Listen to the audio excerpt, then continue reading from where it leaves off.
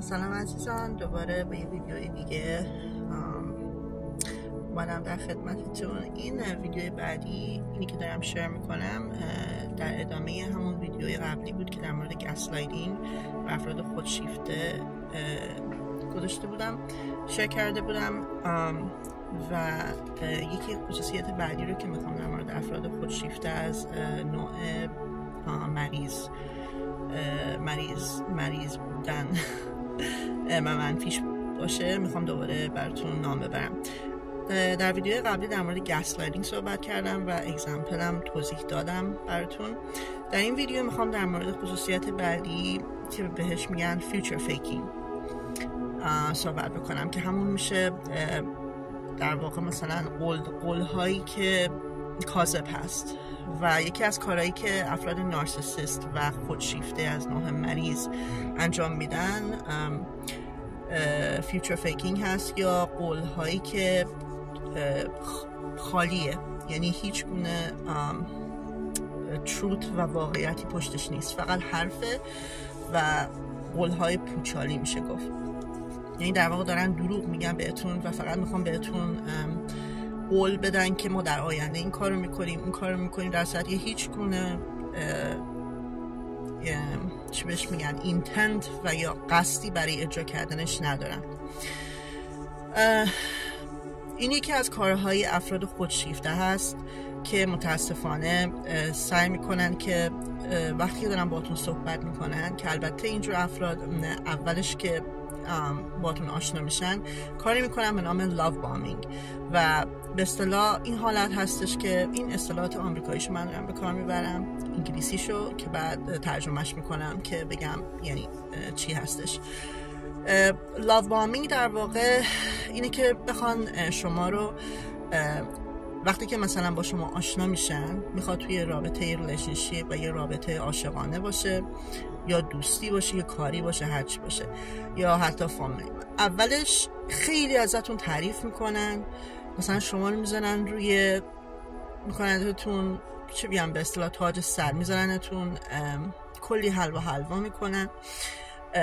و ازتون تعریف میکنن، براتون گیفت میخرن، گل میفرستن، یعنی کارایی میکنن که you be like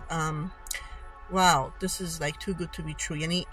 یه حالتی که انگار مثلا تو خواب رویایی داری میبینی، اینجوری تریتتون میکنن و ازتون تعریف میکنن انگار که شما سقف آسمون باز شد که شما فقط افتادی.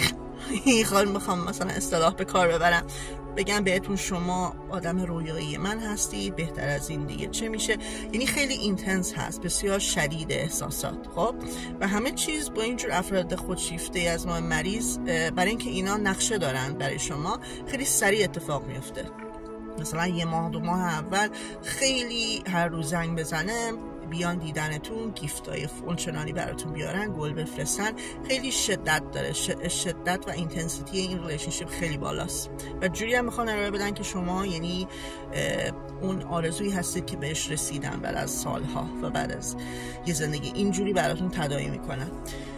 و میخوان همه چی رو خیلی سریع پیش ببرن و احتمال اینکه بهتون پیشنهاد ازدواج و نامزدی هم خیلی سریع بدن زیاد هست و اینجور افراد این کار انجام میدن که میخوان خیلی سریع همه چی رو جلو ببرن. دلیلش هم اینه هست که اگه بخوان طول بکشه، اینا شما پی خواهید برد که اینا چه جور آدمی هست،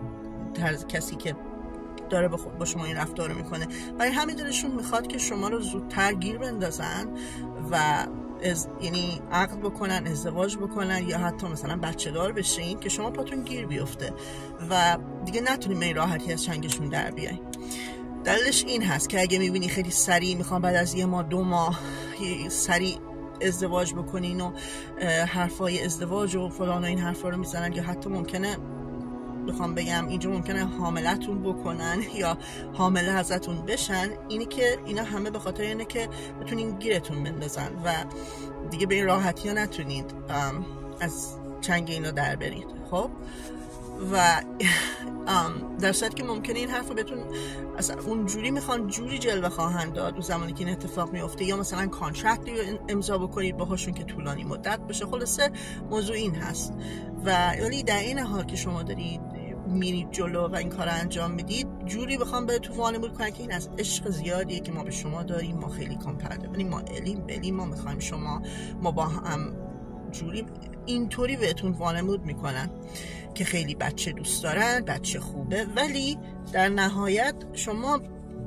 دقت بکنید میبینید که یه احساس خاصی داری، به اون احساس خودتون شک نکنید، ولی اجندا و اون نقشه‌ای که هست که در واقع طرف داره میکشه دلیل داره.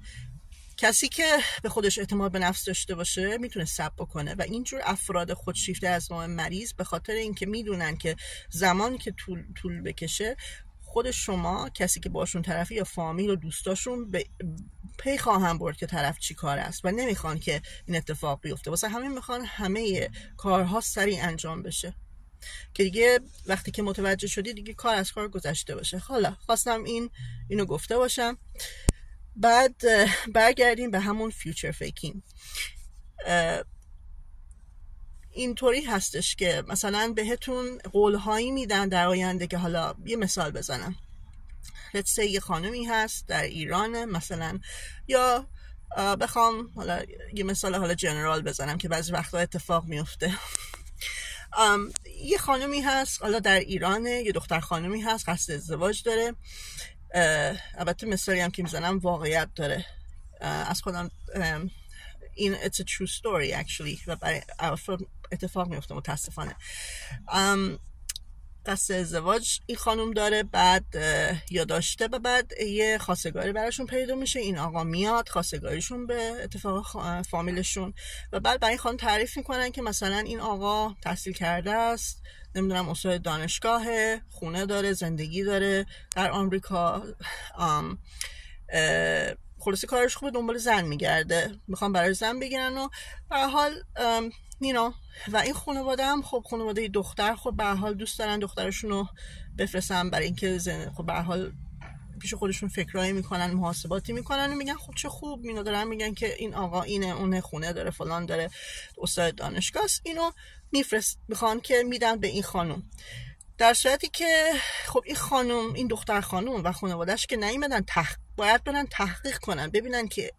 اینهایی که میان به این میگن این آقا پروفسور دانشگاه، خونه داره، فلان داره، اینا واقعیت داره، اینا واقعا هست، یا اگه خونه داره چه جور خونه ای داره، تو چه محله ای داره مثلا زندگی میکنه. خب به صرف این که طرف فقط یه چیزی داره میگه، چند نفرم آورده که مثلا پشتش طرفداریش بکنن که دلیل نداره که حرفاش درست باشه. حالا در این موردهای بخصوص که درستم حالا خیلی عذاب ده نمیاد، میگن چی به اصطلاح، یه اصطلاحی ضرب المثل میگن شاهدت که بود به روباهه میگن شاهدت که بود گفت دنبم. خب شما چه انتظاری داری؟ اینه که افرادی که شما برای خودتون هر وقت که کسی تو هر ریلیشنشیپی اومد بهتون قول داد یا یه سری چیزها رو قول داد، یه حرفایی رو زد، من اینم اونم، اینو دارم اونو دارم، این مدرک رو دارم، حتما فقط به خاطر اینکه سوالش هم راستشو بگه. ولی شما باید همیشه حرفا رو فقط باور نکنین بر اساس اینکه یه نفر اومده به شما میگه من اینو دارم، من اونو دارم، اینو میده. برای خودتون همیشه باید تحقیق بکنید و ریسرچ بکنید، تحقیق بکنید و مطمئن بشید که این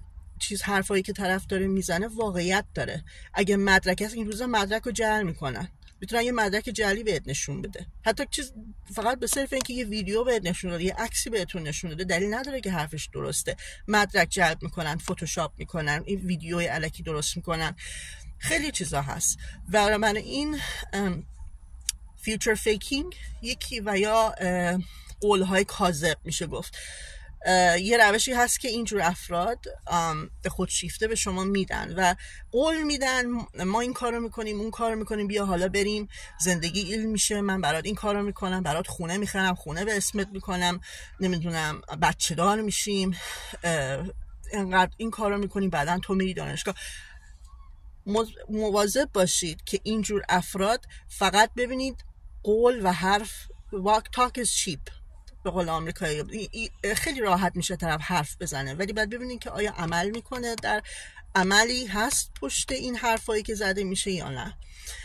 خلاصه خواستم من توی این ویدیو در مورد این خصوصیت صحبت کرده باشم. امیدوارم که مورد توجهتون قرار گرفته باشه.